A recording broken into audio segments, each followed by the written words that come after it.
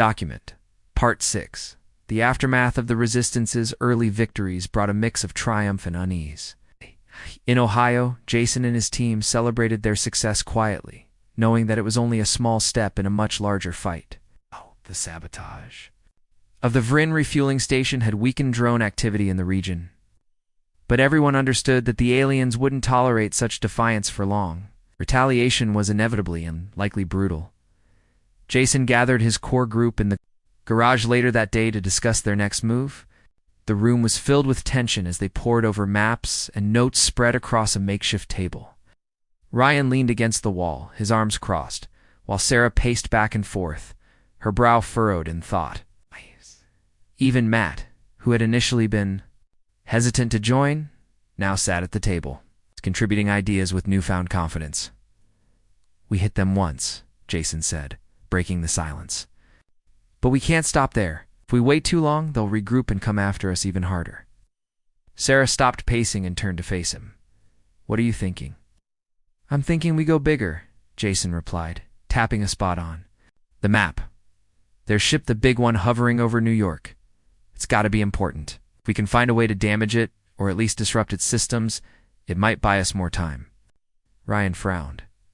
"That thing's huge. How are we supposed to get close enough to do anything? We don't exactly have fighter jets lying around." Jason nodded, acknowledging the challenge. "We don't need jets. We need something fast and hard to detect. We've got old planes sitting in scrapyards all over the country. With some work, we could retrofit them into something useful." Matt raised his hand hesitantly. "Even if we fix up planes, who's going to fly them? Most of us aren't pilots."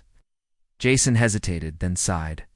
"I'll do it. I used to fly choppers in the Marines. It's not exactly the same, but I can figure it out."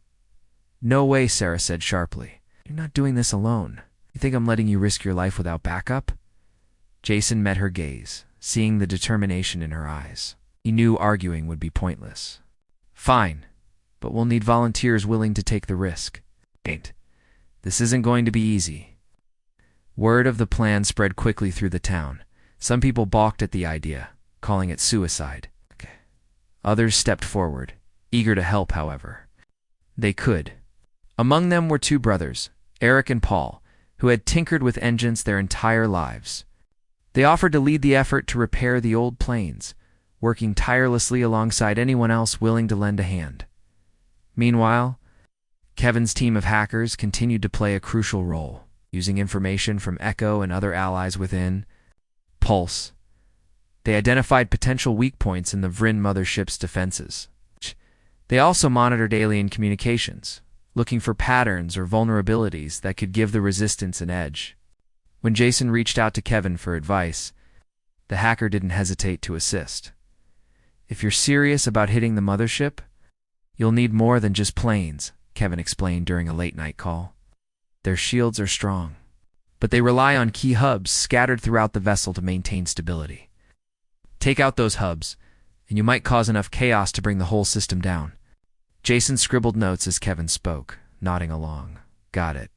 So we focus on these hubs. Any idea where they are?" "Not exact locations, but I can send you thermal imaging data showing areas with high energy output. Those spots are your best bet." "Thanks, Kevin. We owe you one." "You owe me nothing," Kevin replied firmly. "Just make sure you come back alive. Humanity needs fighters like you." With Kevin's intel in hand, Jason finalized the mission details. The plan was risky, almost reckless, but they had no choice. If they wanted to strike a meaningful blow against the Vryn, they had to aim high. The volunteers prepared themselves, mentally and physically, for what lay ahead. Sarah organized training sessions to simulate combat scenarios, teaching everyone basic survival skills and how to handle stress under pressure. Eric and Paul worked around the clock to modify the planes, stripping them down to their skeletons and reinforcing them with whatever materials they could scavenge. Old car parts, metal sheets, and even pieces of farm equipment found new purpose in the makeshift aircraft. As the launch date approached, emotions ran high. Families gathered to say goodbye to loved ones volunteering for the mission. Hugs were tight, words strained but heartfelt. No one knew if they'd see each other again, but there was a shared understanding that the sacrifice was worth it. For every person stepping forward, dozens more supported them, whether by preparing food, offering shelter, or simply cheering them on. On the morning of the attack, the air was thick with anticipation. The modified planes stood ready on a stretch of abandoned highway outside town, their engines rumbling softly. Jason addressed the group one last time, his voice steady despite the weight of the moment. "This is it," he said, looking around at the faces of his friends and neighbors. "Some of us may not make it back. But if we succeed, we'll show the Vryn and the world that humanity isn't done fighting. Stay sharp, stick to the plan, and trust each other. Let's do this." Cheers erupted as the volunteers climbed into their planes. Jason took the lead position, with Sarah flying wingman beside him. Eric and Paul manned support craft loaded with explosives, ready to target the energy hubs Kevin had identified. As they roared down the makeshift runway and lifted into the sky, the ground crew watched anxiously, praying for their safe return. High above New York City, the Vryn mothership loomed ominously, its surface gleaming like polished steel. Drones patrolled the area, scanning for threats, but they weren't expecting an assault from below. The Resistance pilots flew low, hugging the terrain to avoid detection until the last possible moment, when they finally broke formation and ascended. Toward the massive vessel, chaos erupted. Alarm klaxons blared as drones swarmed to intercept the intruders. Laser beams streaked through the air, narrowly missing the speeding planes. Jason clenched the controls tightly, dodging fire while zeroing in on the first energy hub. "Target acquired," he shouted into his headset. "Lock and load." Eric and Paul released their payloads, sending explosives hurtling toward the glowing structure. The impact shook the ship violently, causing sections of its hull to buckle and spark. Cheers erupted among the pilots, but there was no time to celebrate. More drones converged on their position, forcing the team to scatter. Sarah stayed close to Jason, covering him as he lined up shots on another hub. Her plane took a direct hit, sending flames licking along its wing, but she refused to abandon the mission. Gritting her teeth, she steadied herself and fired another round. Striking the target dead on, one by one, the hubs fell, destabilizing the mothership's systems. Lights flickered across its surface, and several drones plummeted to Earth. There, power cut off. But the cost was high. 2 of the Resistance planes went down in fiery crashes, their pilots lost forever. Eric's craft sustained critical damage, forcing him to eject moments before it exploded. Paul circled back to ensure his brother parachuted safely to the ground before rejoining the fray. By the time the remaining pilots returned to base, exhaustion and grief hung heavy in the air. Jason landed his plane with shaking hands, stepping out to find Sarah waiting for him. She embraced him tightly, tears streaming down her face. Neither spoke. They didn't need to. The weight of what they'd accomplished and what they'd lost was clear in their silence. News of the attack spread rapidly, igniting hope and outrage in equal measure. People cheered the bravery of the Resistance fighters, hailing them as heroes. At the same time, governments condemned the operation. Fearing it would provoke even harsher retaliation from the Vryn, rumors circulated about internal divisions within human leadership, with some figures advocating surrender and others pushing for continued resistance. In Los Angeles, Kevin monitored the fallout closely, analyzing data streams to assess the damage inflicted on the mothership. Though the vessel remained intact, its defenses were significantly weakened, a testament to the courage and ingenuity of those who dared to strike back. But the Vryn weren't idle. Reports poured in of increased drone activity worldwide, targeting civilian populations with renewed ferocity. Entire towns were razed, their inhabitants slaughtered without mercy. Survivors fled to safer areas, swelling the ranks of resistance. Fighters determined to avenge their losses. Jason and his team mourned their fallen comrades, but remained resolute. They knew the battle was far from over, and that humanity's survival depended on their ability to keep fighting, no matter the odds. As they buried their dead and patched up their wounds, They vowed to carry the torch forward, proving once again that sometimes total chaos was the only path to victory. Document Part 1. The sun was setting over New York City, painting the sky in shades of orange and pink. People bustled about their evening routines, some heading home from work, others grabbing dinner or walking their dogs. It was an ordinary day, or so it seemed. But deep in the cosmos, something extraordinary was approaching Earth, high above the atmosphere. A faint shimmer appeared, almost like heat waves rising from asphalt on a summer afternoon. At first, no one noticed. Satellites picked up minor disturbances, but they were dismissed as glitches. Then came the sound, a low hum that grew louder with each passing second. It wasn't loud enough to cause panic, but it was strange enough to make people stop what they were doing and look up. Jason leaned against the hood of his beat-up truck, wiping grease-stained hands on an equally dirty rag. He had spent most of the day fixing engines at the small auto shop he owned in Ohio. The news played quietly on a portable radio nearby. Reppin'. Nothing more exciting than traffic updates and weather forecasts. Jason sighed, thinking about how mundane life had become lately. That's when the hum started.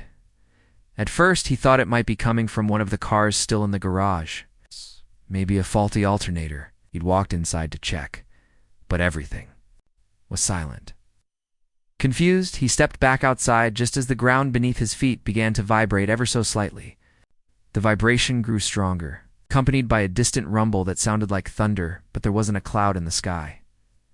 Across the country, millions of others experienced the same phenomenon. In Chicago, Emily stood frozen in her classroom, staring out the window as the hum filled the air. Her students exchanged nervous glances, unsure of what was happening. Even in Los Angeles, where Kevin sat hunched over his computer coding late into the night, the noise was impossible to ignore. It felt wrong, unnatural, and then it happened. A colossal shadow loomed over New York City, blotting out the sunset. The source of the hum revealed itself. A massive alien vessel descended through the atmosphere, its sleek metallic surface reflecting the fading light. It was enormous, dwarfing even the tallest skyscrapers. Gasps erupted from crowds gathering. In the streets below, cell phones clicked furiously as people snapped photos and videos, desperate to document the moment. News outlets scrambled to cover the event. BROADCASTING live footage worldwide. Within minutes, social media exploded with speculation. Was this some kind of military experiment gone wrong? Was it really what it looked like? Can alien spaceship? Back in Ohio, Jason watched the scene unfold on TV, his jaw dropping in disbelief. No way, he muttered aloud, shaking his head. Aliens weren't supposed to exist, at least, not according to everything he'd ever learned. Yet here they were, hovering ominously over Manhattan. The ship didn't move for several long moments, its presence alone enough to send shockwaves through society. Governments issued statements urging calm, though their leaders likely felt anything. But scientists debated whether the craft posed a threat, while conspiracy theorists celebrated vindication. Ordinary citizens simply stared, awestruck and terrified in equal measure. Then, without warning, the silence broke. A voice not spoken, but somehow projected directly into everyone's minds, spoke in perfect English. Humans of Earth. It began, cold and mechanical, yet strangely melodic. We are the Vrin. Your species has reached a critical juncture. You have squandered your planet's resources, waged endless wars, and shown little regard for the balance of existence. For the greater cosmic order, we demand your surrender. People froze, hearts pounding as the message continued. You will cease all acts of aggression. You will dismantle your weapons. You'll submit to our authority, or you will face annihilation. Choose wisely. The words hung heavy in the air, reverberating in every corner of the globe. Panic set in almost immediately. Some people dropped to their knees, praying for salvation. Others ran, screaming, unsure of where to go or what to do. Still, others clung to loved ones. whispering reassurances that surely this couldn't be real. In Chicago, Emily ushered her students toward the door, her mind racing. She needed to get them home safely, but the streets outside were already chaotic. Parents called frantically, demanding answers she didn't have. As she locked the classroom behind her, she couldn't shake the feeling that life as they knew it was about to change forever. Meanwhile, in Los Angeles, Kevin leaned closer to his screen, analyzing every pixel of the broadcast. His fingers flew across the keyboard as he attempted to trace the signal's origin. If these aliens thought they could intimidate humanity into submission, they clearly didn't understand human nature. Not everyone would roll over and play dead. Jason, however, reacted differently. Standing in his quiet Ohio town, miles away from the chaos in New York, he felt anger bubbling inside him. Surrender to beings who hadn't even introduced themselves properly? Who gave them the right to dictate terms? He clenched his fists, muttering under his breath, "We're not going down without a fight." Unbeknownst to him, those words carried weight far beyond his immediate surroundings. They resonated with countless others who shared his sentiment. Across the nation and soon, the world people began to stir. Fear gave way to defiance. Despair transformed into determination as the Vryn's ultimatum echoed in their minds. Humanity faced a choice: bow to the invaders or rise up together. And though few realized it yet, the decision would define not only their future but also the fate of their planet. For now, though, the world held its breath, waiting to see what would happen next. Document Part 2. The Vryn's ultimatum hung in the air like a storm cloud, dark and suffocating. No one knew what to do or who to trust. Governments scrambled to respond, holding emergency meetings behind closed doors, while their citizens waited anxiously for guidance. But the truth was, no one had a plan. How could they? Humanity had never faced anything like this before. In Chicago, Emily tried to keep her composure as she navigated the crowded streets. Her students were safe, at home now, but she couldn't shake the feeling that she needed to do more. The city was in chaos. People shouted, cried, or simply stood frozen, staring at the sky. Some had already begun looting stores, grabbing whatever supplies they could find. Others huddled together in parks or parking lots, praying for answers. That never came, as she walked past a group of panicked neighbors arguing about what to do. Emily realized something important. Someone had to take charge. If the government wasn't going to step up, then maybe it was up to ordinary people like her. She didn't have military training or advanced degrees, but she did have a strong sense of responsibility and a willingness to help. That evening, she called a meeting in her apartment building's community room. At first, only a handful of people showed up, mostly older residents and young parents with frightened children. But as word spread, more and more neighbors joined in. By the end of the night, nearly 30 people sat crammed into the small space, listening intently as Emily outlined a basic plan. "We need to prepare," she said firmly, pacing back and forth. "If these aliens are serious about attacking us, we can't just sit around waiting for them to make the first move. We need food, water, medicine, anything that might help us survive." Her words resonated with the group. One man offered to organize patrols to keep an eye out for trouble. A woman volunteered to start collecting non-perishable goods from nearby grocery stores. Even the kids pitched in, helping stack canned goods and bottled water in the building's storage basement. For the first time since the Vryn arrived, Emily felt a flicker of hope. Meanwhile, in Los Angeles, Kevin worked tirelessly at his computer, ignoring the growing chaos outside. His apartment was dimly lit, the glow of multiple monitors casting eerie shadows on the walls. He had spent hours analyzing the Vryn's transmission, searching for any clue that might give humanity an edge. So far, he hadn't found much, but he wasn't ready to give up. Kevin had always been a problem solver. As a software engineer, he thrived on challenges. Whether it was debugging complex code or designing innovative apps, this situation was different, though. The stakes were higher than ever before. If he failed, it wouldn't just be his career on the line, it would be the survival of the entire human race. He leaned back in his chair, rubbing his temples. The Vryn's message replayed in his mind over and over again. Their tone was cold, almost clinical, as if they viewed humans as nothing more than pests to be exterminated. It made him angry, but anger alone wouldn't solve anything. He needed facts data he could use to fight back. After another hour of digging, Kevin stumbled upon something intriguing. Hidden within the layers of the Vrin's broadcast was a faint signal, a digital footprint of sorts. It wasn't much, but it suggested that the aliens relied heavily on technology to maintain control. If Kevin could exploit that weakness, maybe he could create some kind of countermeasure. Excited by the discovery, he reached for his phone to share the news with someone, anyone. But who would believe him? Most people were too busy panicking. To listen to theories from a random guy in LA, still, he couldn't keep this information to himself. He decided to reach out to online forums dedicated to hacking and cybersecurity, hoping to find others willing to help. Across the country, in Ohio, Jason paced restlessly around his garage. The Vrin's message had ignited something inside him, a fiery determination to resist. He couldn't explain why exactly. Maybe it was pride, or maybe it was sheer stubbornness. Either way, he refused to roll over and let these invaders win without putting up a fight. But fighting wasn't easy when you didn't have weapons or allies.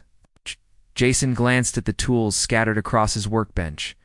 Wrenches, screwdrivers, welding equipment. They weren't much, but they were all he had.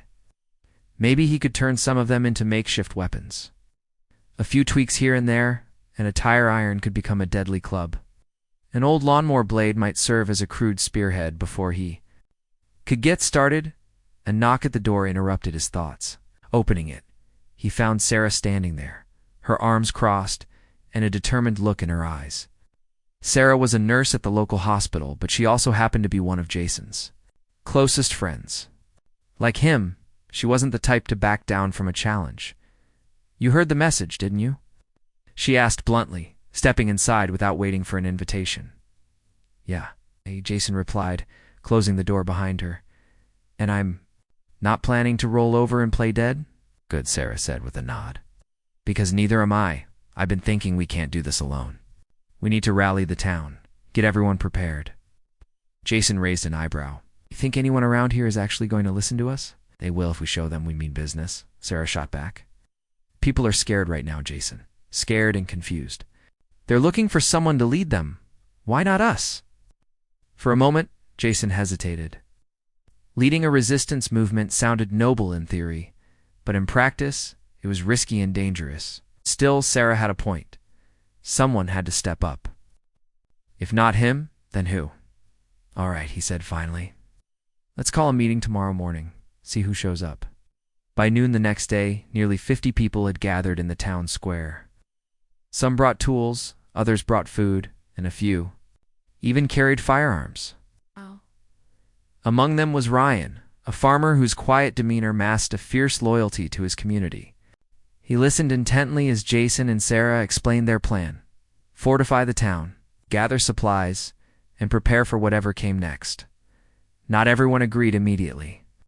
A couple of older men argued that resistance was futile, that humanity should surrender and hope for mercy. But most of the crowd sided with Jason and Sarah, eager to take action rather than wait helplessly for doom. As the meeting broke up, Jason felt a mix of emotions swirling inside him.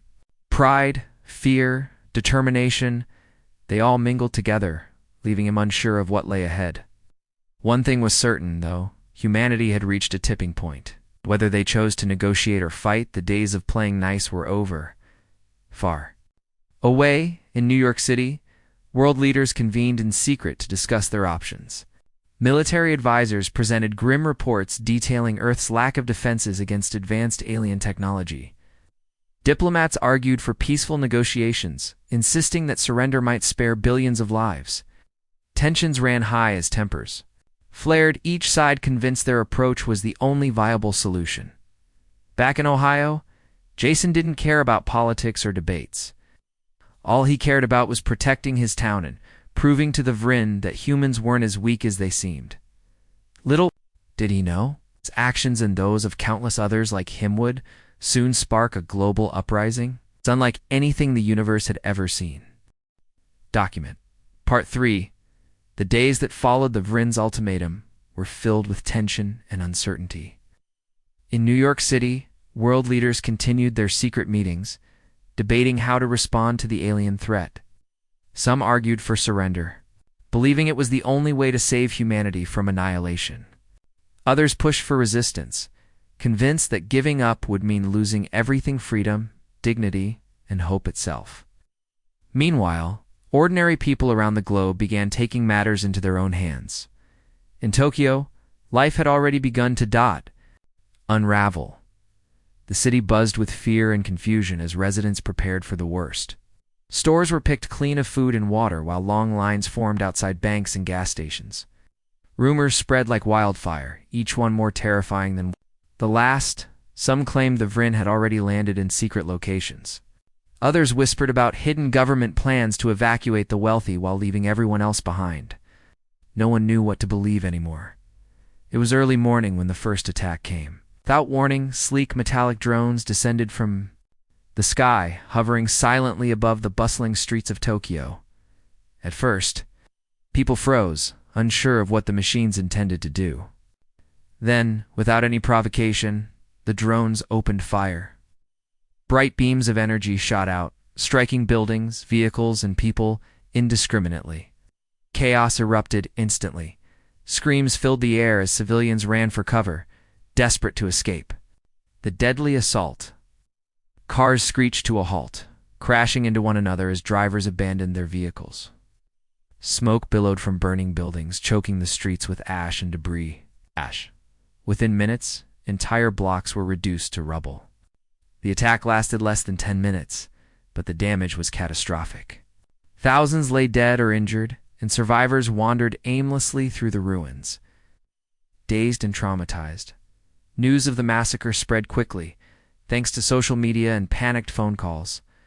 Footage of the attack went viral within hours, showing the horrifying reality of what the Vrin were capable of. Governments scrambled to issue statements condemning the violence, but their words felt hollow in the face of such brutality. For many, the message was clear. The Vrin weren't interested in negotiation. They wanted submission, no matter the cost. Back in Ohio, Jason watched the footage on his laptop, his jaw clenched tight. He had known the aliens wouldn't hesitate to use force, but seeing it happen made his blood boil. The images of innocent people being slaughtered in broad daylight fueled his anger and his resolve. If the Vrin thought humanity would roll over after this, they were sorely mistaken. Sarah sat beside him, her expression grim as she scrolled through updates on her phone. "This changes everything," she said quietly. "People aren't going to sit back and take this anymore." "You're right," Jason replied, slamming his fist on the table. "We need to hit them before they hit us again. They're small." Town had been preparing for days now, gathering supplies and fortifying defenses. Neighbors worked together to build barricades using old cars, sandbags, and whatever else they could find. Farmers like Ryan donated tools and machinery that could be repurposed into weapons. Even kids helped out, collecting scrap metal and sharpening sticks to make crude spears. It wasn't much, but it was better than nothing. Word of the preparations spread beyond the town limits, inspiring others to follow suit. In Chicago, Emily coordinated similar efforts among her neighbors. Turning her apartment building into a makeshift fortress, she organized patrols to monitor the area for signs of trouble and set up a system to distribute supplies fairly among residents. Her leadership earned her the trust and respect of those around her, even though she still doubted her own abilities. Meanwhile, in Los Angeles, Kevin continued his work at his computer, determined to find a way to fight back technologically. The discovery he'd made earlier, faint digital signal embedded in the Vrin's broadcast, had given him an idea. What if he could hack into their systems, disrupt their communications, even disable their weapons? He spent hours poring over lines of code, testing theories, and running simulations. His eyes burned from staring at screens for too long, and his body ached from lack of sleep, but he refused to stop. Every second counted. Finally, late one night, he broke through. The signal led him to what appeared to be a network used by the Vrin to coordinate their attacks. It was encrypted but not impenetrable. Excited by the breakthrough, Kevin reached out to online forums again, sharing his findings with fellow hackers and tech enthusiasts. To his surprise, dozens of people responded, eager to help. They formed a virtual team dedicated to exploiting the Vrin's vulnerabilities. They called themselves the Signal. Their goal was simple: disrupt the invaders' operations as much as possible. As these grassroots movements gained momentum, tensions escalated worldwide. Protests erupted in cities across the globe, with crowds chanting slogans like "No surrender" and "Earth will fight back." Some demonstrations turned violent, as protesters clashed with police or vandalized businesses accused of hoarding supplies.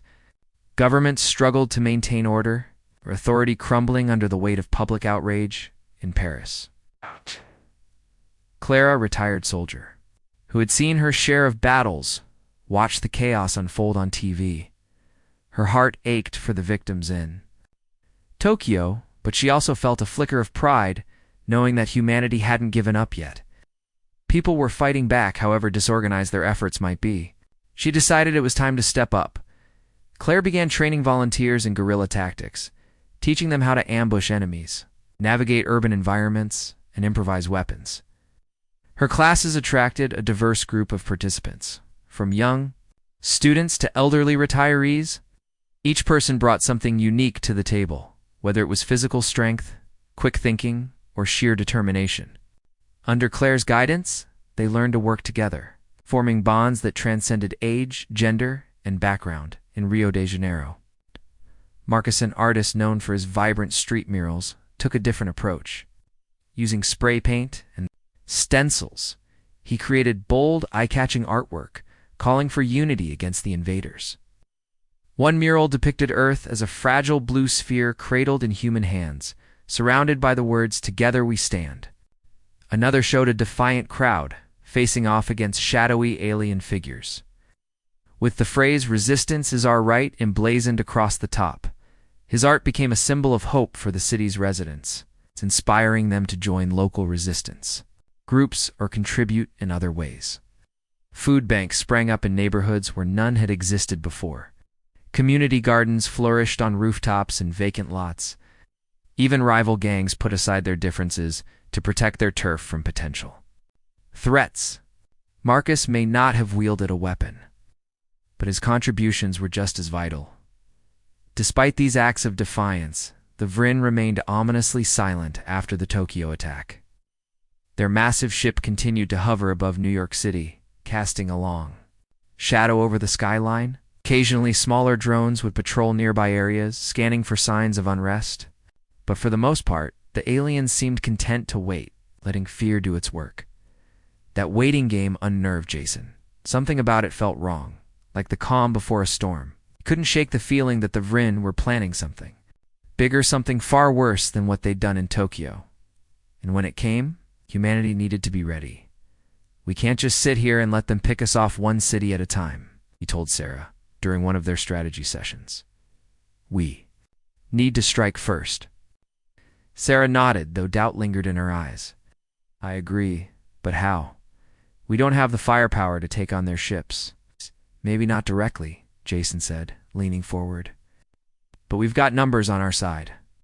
If we can get enough people working together, we might stand a chance."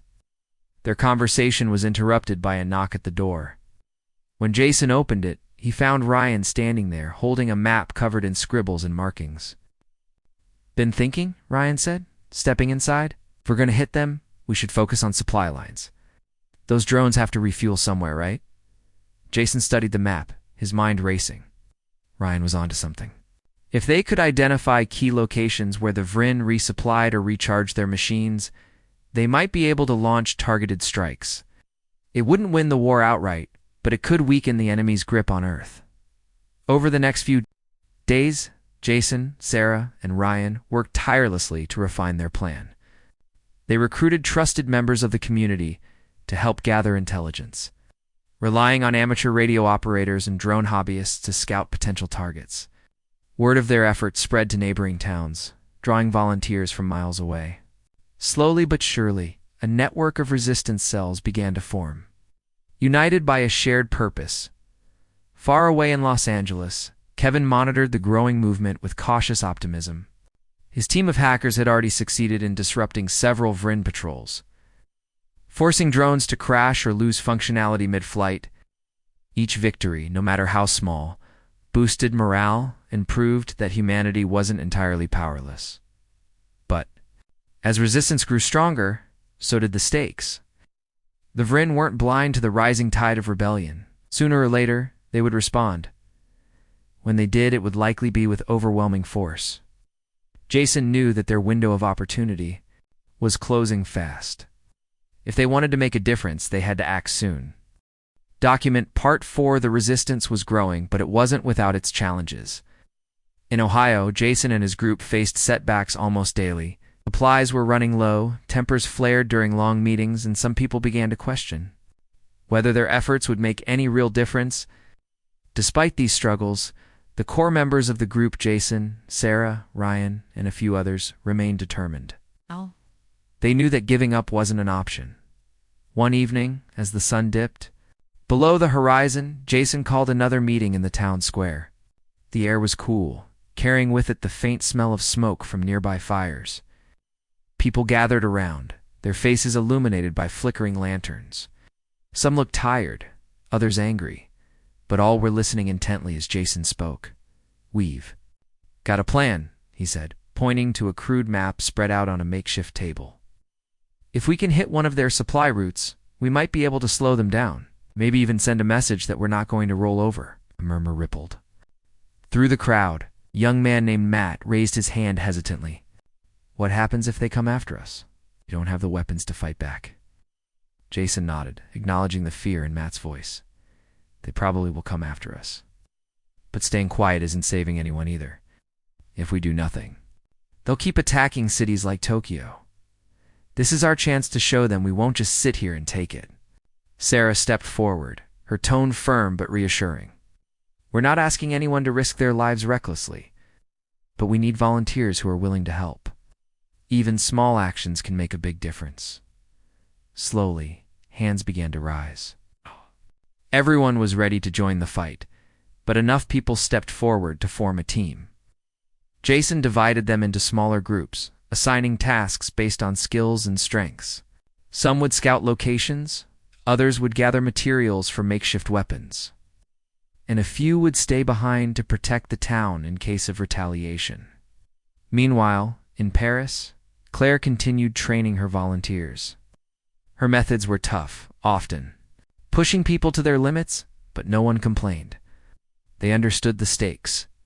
Each drill, each lesson, brought them closer to being prepared for whatever came next. By now, her group had grown significantly, attracting individuals from surrounding areas. Among them was a teenager named Lucas. His quick reflexes and sharp mind made him a natural leader. Claire noticed how much Lucas reminded her of herself at that age. Young, eager, and full of fire. She took him aside after one particularly grueling session. "You've got potential," she told him. "But remember, this isn't about glory or revenge. It's about protecting what matters." Lucas nodded solemnly. "I know, I just want to help." Back in Rio de Janeiro, Marcus's murals had become rallying points for the resistance. His art inspired hope and unity, drawing people together in ways he hadn't anticipated. One day, while painting a new piece along a busy street, he was approached by a woman named Sophia. She introduced herself as a community organizer and offered to help amplify his message. "I've been working with local shelters and food banks," Sophia explained. "People trust me. If you need volunteers or resources, I can connect you." Marcus smiled gratefully. "That'd be great. The more people we can reach, the better." Together, they organized a series of events aimed at boosting morale and encouraging participation in the resistance. Food drives turned into planning sessions. Art workshops doubled as strategy meetings. Slowly, the movement gained momentum, spreading beyond Rio to other parts of Brazil, in Los Angeles. Kevin and his team of hackers celebrated another small victory. Using the network they'd uncovered, they managed to disable several Vrin drones patrolling the skies above California. The machines plummeted harmlessly to the ground, sparking cheers among residents who witnessed the spectacle. For a brief moment, it felt like humanity had scored a point against the invaders, but Kevin knew better than to get complacent. Every success brought increased scrutiny from the Vryn. He suspected it wouldn't be long before they traced the disruptions back to him. Still, he refused to stop. Instead, he worked even harder, recruiting more hackers and refining their techniques. Late one night, as he stared at his computer screen, a notification popped up, a message from someone calling themselves Echo. Intrigued, Kevin opened it. The sender claimed to represent a global coalition of tech experts dedicated to fighting the Vryn. They wanted to collaborate. Kevin's heart raced. This could be exactly what they needed, a unified effort spanning continents. After verifying the sender's credentials, he agreed to share information and resources. Together, they formed a new alliance, codenamed Pulse. Their mission was clear: disrupt the Vryn's operations at every turn. As grassroots movements gained strength worldwide, governments struggled to maintain control. Some leaders condemned the resistance, fearing it would provoke further attacks. Others quietly supported it, funneling resources and intelligence to key players. The lines between official policy and civilian action blurred, creating a chaotic patchwork of alliances and rivalries. In New York City, tensions reached a boiling point. The Vryn's massive ship still loomed overhead, casting a shadow over the city. Residents lived in constant fear of another attack, though none came. Instead, the aliens seemed content to observe, their silence unnerving.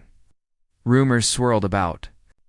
Secret negotiations taking place between world leaders and the Vryn, but nothing was confirmed. Amid the uncertainty, protests grew larger and more frequent. Crowds chanted slogans like, "No surrender," and "Earth will fight back." Some demonstrations turned violent as anger spilled over into clashes with police. Buildings burned, windows shattered, and streets filled with debris. Chaos reigned, but so did defiance. In Chicago, Emily led her neighbors through the turmoil. Her apartment building had become a sanctuary for those seeking refuge, offering food, shelter, and medical care. She coordinated patrols to ensure safety and organized workshops to teach survival skills. Though exhausted, she found purpose in helping others. One evening, as she sat on the rooftop watching the city burn, a young girl named Mia joined her. Mia's parents had been killed in the early days of panic, leaving her orphaned and alone. Emily had taken her in, promising to keep her safe. "Do you think we'll win?" Mia asked softly, hugging her knees to her chest. Emily hesitated, unsure how to answer. Finally, she said, "I don't know. But I do know that we can't give up. As long as we stand together, there's always a chance." Mia nodded, her expression thoughtful. "Then I'll help too. I want to make a difference."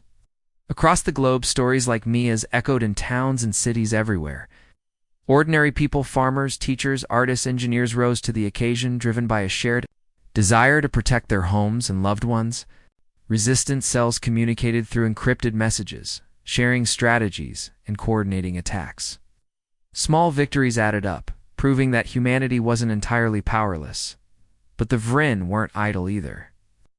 Reports surfaced of increased drone activity in rural areas, targeting isolated communities suspected of harboring rebels. Entire villages were wiped out, their inhabitants slaughtered without mercy. Survivors fled to urban centers, swelling the ranks of resistance fighters. Jason heard about these attacks during one of his nightly radio check-ins. His stomach churned with guilt and frustration. How many more lives would be lost before they could strike back effectively? He clenched his fists, vowing silently to make the Vryn pay for their cruelty.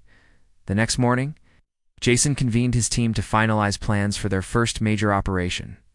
Scouting reports had identified a remote facility believed to serve as a refueling station for Vryn drones. It was heavily guarded, but not impossible to breach. With careful timing and coordination, they might succeed. As the team reviewed tactics and assigned roles, Sarah pulled Jason aside. "Be careful," she said, her voice tinged with worry. "If something goes wrong, it won't," Jason interrupted firmly. We've planned for everything, and even if it does, well, sometimes sacrifices have to be made. Era. Didn't respond, but her eyes said enough. She trusted him, but she feared for his safety and for the future of their community. Still, she knew there was no turning back now.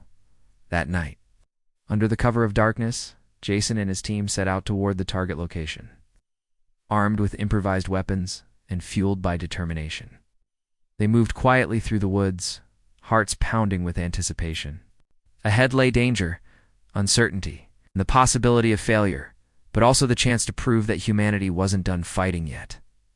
Far away, in Los Angeles, Kevin monitored their progress remotely, ready to provide support if needed. Claire prayed for their success, knowing that every victory mattered. And in Rio de Janeiro, Marcus painted another mural, this one depicting a phoenix rising from ashes. The message was clear. Humanity's spirit couldn't be extinguished.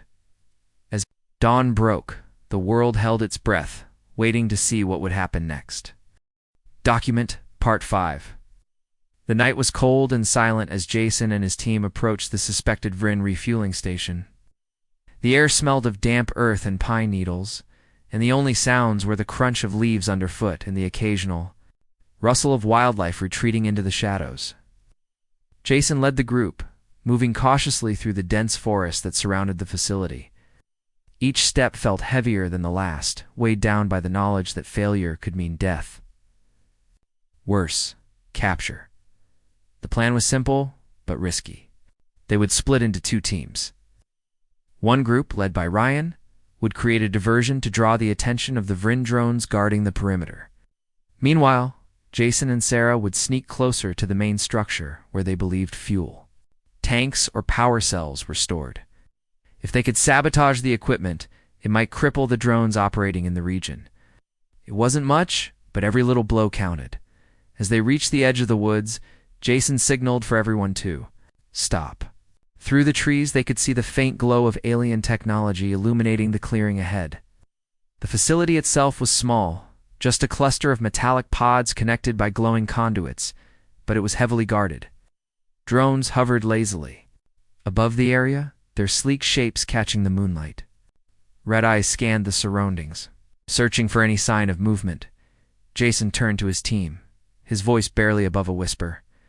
Remember the plan. Stay low. Stay quiet. If anything goes wrong, get out fast. Heads nodded in agreement, though. Fear lingered in their eyes. This was no drill. These were real aliens with real weapons, and none of them had ever faced anything like this before. But there was also determination, a shared understanding that backing down wasn't an option. Ryan gave Jason a firm pat on the shoulder before leading his group toward the far side of the clearing. Their job was to make noise, to throw rocks, or set off small explosions crafted from fertilizer and old car parts. It wasn't elegant, but it didn't need to be. All they had to do was distract the drones long enough for Jason and Sarah to reach the target. Minutes later, the first explosion echoed through the forest. A bright flash lit up the sky as one of Ryan's devices detonated near the edge of the clearing. Instantly, the drones sprang into action, zipping toward the source of the disturbance. Their red eyes pulsed brighter, scanning the ground below. For intruders? Now, Jason whispered, motioning for Sarah to follow him. They crawled forward on their stomachs, using the tall grass and fallen branches for cover. Every movement felt painfully slow. But rushing would only increase the risk of being spotted. When they finally reached the base of the nearest pod, Jason pulled out a crowbar and began prying at the metal panel, covering what he hoped was a critical system. Sweat dripped down his face, despite the chill in the air. His hands trembled slightly, but he forced himself to focus. Behind him, Sarah kept watch, her makeshift spear ready in case a drone appeared unexpectedly. After several tense moments, the panel came loose with a soft creak. Inside, they found rows of glowing cylinders connected by intricate wiring. Jason didn't understand how it worked, but he didn't need to.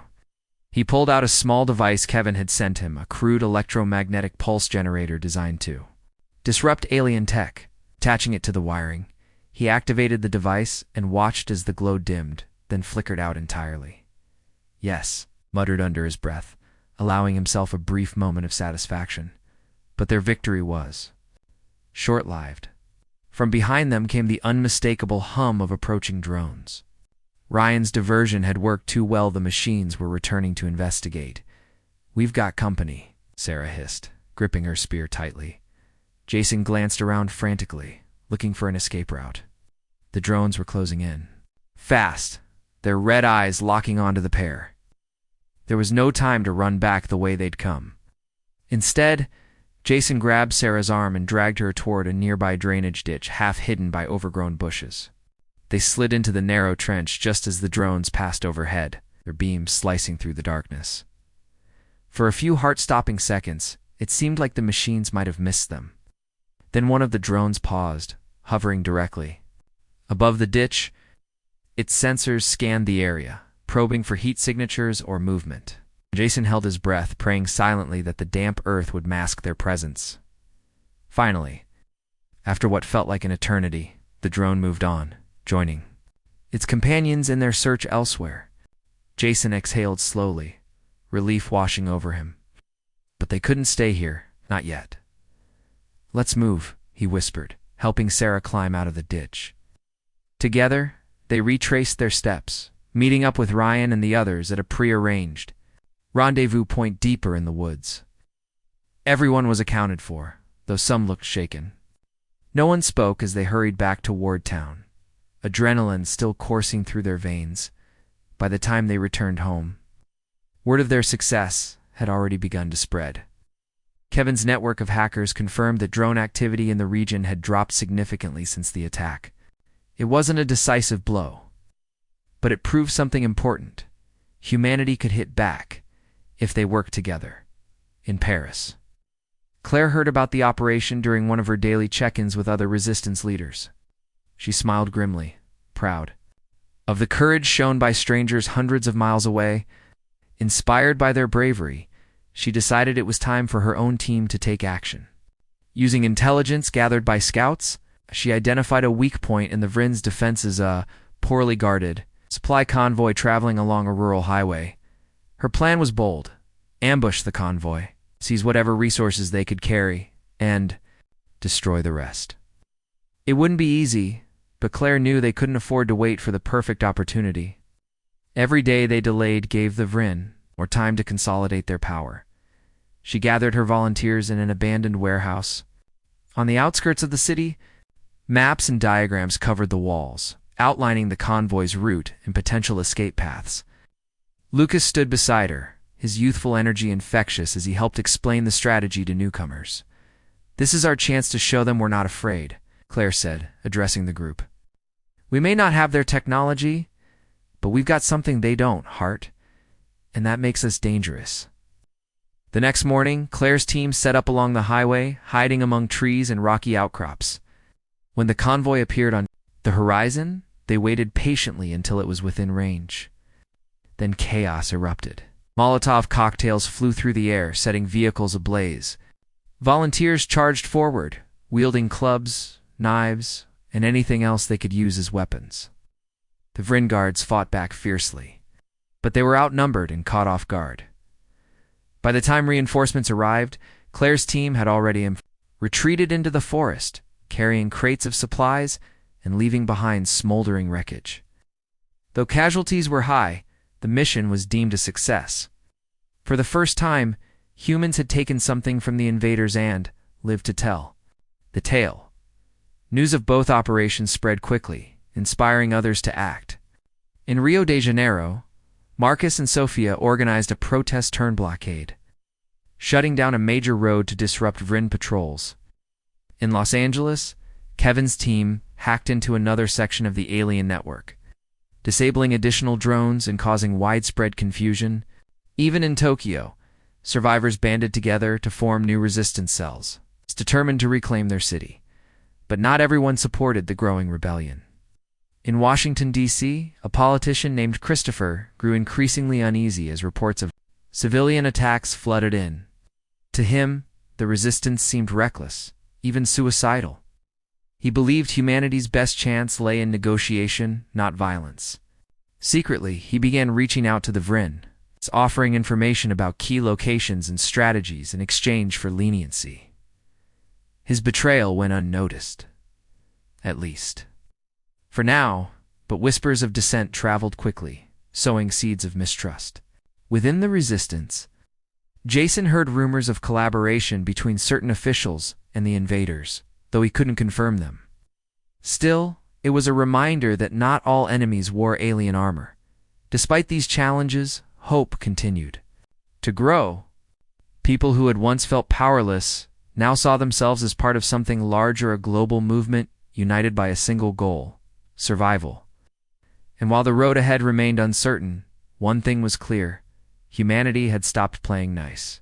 Total chaos had become their weapon, and they weren't afraid to use it. As dawn broke over Ohio, Jason stood outside his garage, staring at the horizon. His body ached from exhaustion, and his mind buzzed with thoughts of what lay ahead. But deep down, he felt a spark of pride. They had struck a blow against the Vryn, and they would strike again.